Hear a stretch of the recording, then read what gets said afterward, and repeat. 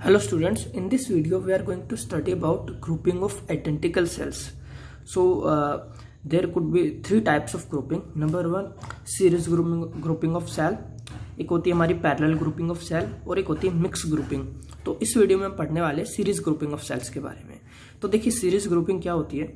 If cells are joined one after the other in one path then grouping is called series grouping. कि भाई जो cell है वो इस तरह से कनेक्टेड है कि एक के बाद दूसरा सेल कनेक्ट है, ठीक है, एक सिंगल पाथ में, एक सिंगल वायर में, ठीक है। तो वहां पर हम खोलेंगे कि वो जो हमारी ग्रुपिंग है वो सीरीज ग्रुपिंग है, ठीक है। तो सीरीज ग्रुपिंग में सिंपली हम करते हैं कि हमारा जो एक सेल है उसका नेगेटिव को दूसरे सेल से पॉजिटिव से, दूसरे सेल के नेगेटिव को तीसरे सेल के पॉजिटिव से, और इस तरीके से हम कनेक्ट करते जाएंगे। तो ये जो हमारे सेल्स है वो सीरीज में कनेक्ट हो जाएंगे। तो ये जो हमारे पास n सेल्स है यहाँ पर, ठीक है। तो फर्स्ट सेल है, इसका ईएमएफ है E1, सेकंड सेल का ईएमएफ E2, थर्ड सेल का ईएमएफ यहाँ पर नहीं, सबका ईएमएफ यहाँ पर हमने सेम लिया हुआ है। सॉरी, आइडेंटिकल सेल से ना, आइडेंटिकल सेल से मतलब सबका ईएमएफ यहाँ पर सेम है। सो ई सबका ईएमएफ यहाँ पर सेम है और इंटरनल रेजिस्टेंस भी यहाँ पर सेम है। सबका इंटरनल रेजिस्टेंस है यहाँ पर R, ठीक है। तो इंटरनल रेजिस्टेंस यहाँ पर सबका R है, स्मॉल r है, और यहाँ पर सबका ईएमएफ हो गया E।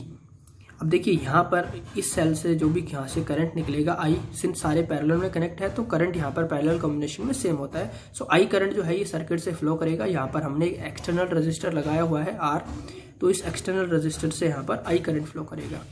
So consider n cells are connected in series through and external resistor R। तो n सेल्स है हमारे जो कि सीरीज में कनेक्टेड है एक एक्सटर्नल रजिस्टर R की मदद से, जहाँ पर E जो है that is EMF of each cell, हर सेल का ईएमएफ हो गया।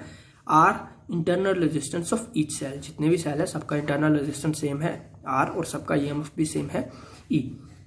सो यहाँ पर अगर मुझे निकालना है total EMF, then I can use the formula that E total is equals to E1 plus, sorry हमने पीछे जो अनआइडेंटिकल सेल्स के केस में फॉर्मूला बनाया था कि भाई जो टोटल ईएमएफ हो हम इस तरीके से यहाँ पर निकाल सकते हैं, E1 plus E2 plus E3 इस तरह से करके।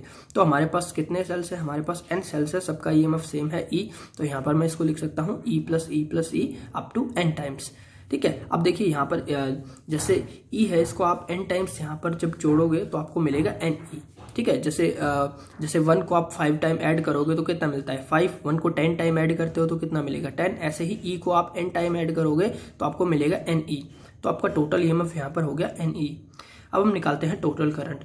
सो टोटल रेजिस्टेंस, तो इसके लिए हम टोटल इंटरनल रेजिस्टेंस निकालेंगे। पहले टोटल इंटरनल रेजिस्टेंस निकालना है सिंस से सीरीज में कनेक्ट है, और पीछे हमने देखा था कि इंटरनल रेजिस्टेंस कुछ हमारे सेल्स अगर सीरीज में कनेक्ट है तो इंटरनल रेजिस्टेंस हमको निकालना है। तो डायरेक्ट हम ये फॉर्मूला यूज करते हैं that R total internal resistance is equals to R plus up to n, ठीक है। तो जैसे वहां पर हमने देखा था R1 plus R2 plus R3 up to n, इस तरह से हमारा रिजल्ट आया था।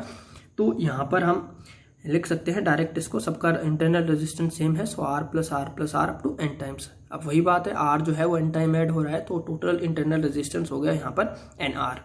सो टोटल ईएमएफ हमने निकाल लिया NE और टोटल इंटरनल रेजिस्टेंस हमारा आ गया NR। अब हम देखते हैं टोटल एक्सटर्नल रेजिस्टेंस, या जितना भी हमारा यहाँ पर टोटल रेजिस्टेंस, मतलब एक्सटर्नल भी और इंटरनल भी यहाँ पर। तो जो टोटल रेजिस्टेंस है वो कितना हो जाएगा, वो हो जाएगा जो हमारा इंटरनल रेजिस्टेंस है और प्लस में जो एक्सटर्नल रेजिस्टेंस है। तो NR हमारा हो गया इंटरनल रेजिस्टेंस और साथ में एक्सटर्नल रेजिस्टेंस यहाँ पर है R, कैपिटल R। सो ये हो गया हमारा total resistance of this circuit, और ये हो गया total EMF of the circuit. तो अगर हमें करंट निकालना है तो करंट के लिए हम क्या कर सकते हैं, करंट के लिए यहाँ पर हम यूज कर सकते हैं formula I equals to V upon R होता है ना। So I equals to V upon R, V की जगह हमारा EMF, so total EMF divided by total resistance. Total EMF हो गया NE divided by total resistance हो गया NR प्लस R। तो यहाँ पर देखिए हमारा एक केस अराइव होता है that if NR is greater than R। ये जो NR है वो R के कंपेरेटिवली बहुत ज़्यादा है, मतलब ये जो सेल्स हमने यूज़ किए हैं इनका इंटरनल रेजिस्टेंस काफ़ी ज़्यादा है एक्सटर्नल रेजिस्टेंस के कंपेरेटिवली।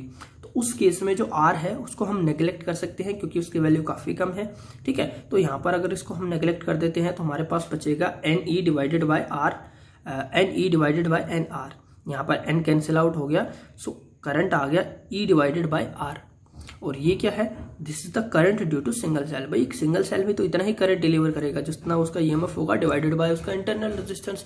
तो मतलब क्या है कि भाई अगर हमारा इंटरनल रेजिस्टेंस बहुत ज़्यादा होता है एक्सटर्नल रेजिस्टेंस के कंपैरेटिवली, तो जो हमारे जो सेल्स है वो क्या है, वो इस तरह से काम करेंगे कि जितना एक सिंगल सेल करंट प्रोवाइड कराएगा उतने ही मिलके वो सारे करंट प्रोवाइड कराएंगे। तो ये बेसिकली यहाँ पर इसलिए जो हमें मैक्सिमम करंट लेने के लिए इस तरह के सर्किट से हमें इंटरनल रेजिस्टेंस को कम से कम रखना चाहिए, क्योंकि अगर इंटरनल रेजिस्टेंस कम होगा, ठीक है, तब यहाँ पर आर नेग्लेक्ट नहीं होगा और उस केस में ये फैक्टर जो है, ये फैक्टर यहाँ पर हमारा जो भी है यहाँ पर कम होगा, तो जो करंट है यहाँ पर मैक्सिमम हो जाएगा। So maximum current can be drawn from series combination of cell if value of external resistance is very high as compare to total internal resistance of the cell. तो अगर ये जो वैल्यू है एक्सटर्नल रेजिस्टेंस की high है या फिर internal resistance की वैल्यू कम है, तो उस केस में क्या है, जो आपका जो करंट है वो मैक्सिमम होगा। अगर इंटरनल रेजिस्टेंस आपका बहुत ज़्यादा होता है तो जो करंट है यहाँ पर बहुत ही कम करंट डिलीवर होगा, जो कि कंपेरेटेबल एक सिंगल सेल के कंपेरेबल होगा।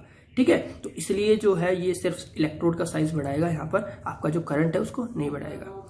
ठीक है, so this is all about the series grouping of cell and thank you for watching this video.